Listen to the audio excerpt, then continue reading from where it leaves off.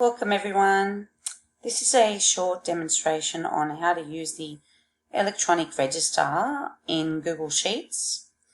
So the first thing I'm going to do is show you how it's all set up. Now you'll notice down the bottom that there are classes that have been color-coded. So you'll see 8.1, 8.2, 8.3. It all looks the same across all the classes. You'll notice that the weeks go down the left-hand side. These have all been pre-entered for you. That you can double-click on date, choose the date you want, choose the teacher, which comes in handy, particularly when you're sharing a class. The work covered draws from another sheet, which I'll explain in a second, whereby you can choose what type of work you're actually covering and add any sort of comments and differentiation about specific, where kids are up to, perhaps there was any issues in class or things that you need to follow up on, and of course homework down the end.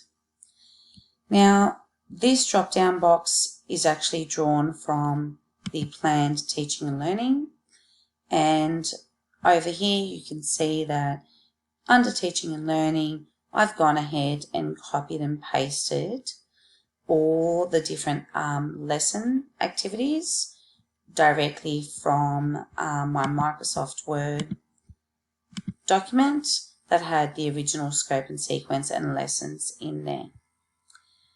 So it's all it is, it's just a copy and paste. So you just literally going double clicking in each cell and copying and pasting each of the lesson activities. You'll notice on the left hand side there's syllabus content links. They also are drop down menus whereby if you choose one of these, where that's drawn from is actually coming from another sheet. So down below you can see syllabus content, and again this is somewhere where I've gone in and copied and pasted all the individual dot points for Learn About and Learn Tos straight from a downloaded Word document on Nessa. So you can see here I've just gone in and copied and pasted each of those. Now you'll also notice that the point that I used before, that I listed the investigate the field of visual arts point, has also now been quickly checked off so that I can then see and map out any areas that I need to cover during the course of the term. So again, if I come over to my planned teaching and learning, I can then choose something else, and that will update over in this part of the spreadsheet. The other thing that you need to consider is when you are registering your progress during class. So again, I'm going to go in for my first lesson. So for instance, let's go with the third, and I'll choose a teacher, choose lesson. I'll do the same for 8.2.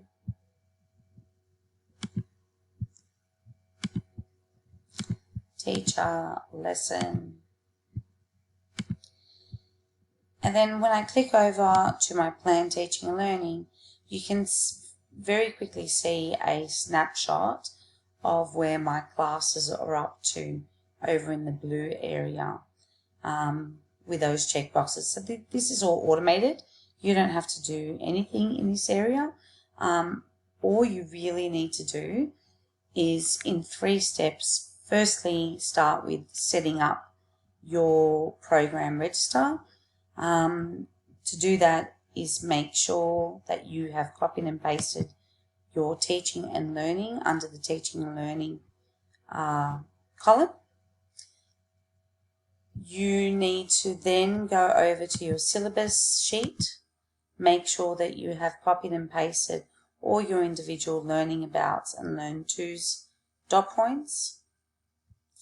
Then make sure that you have used the drop down to choose the associated syllabus points, and then you're ready to start using the program and register.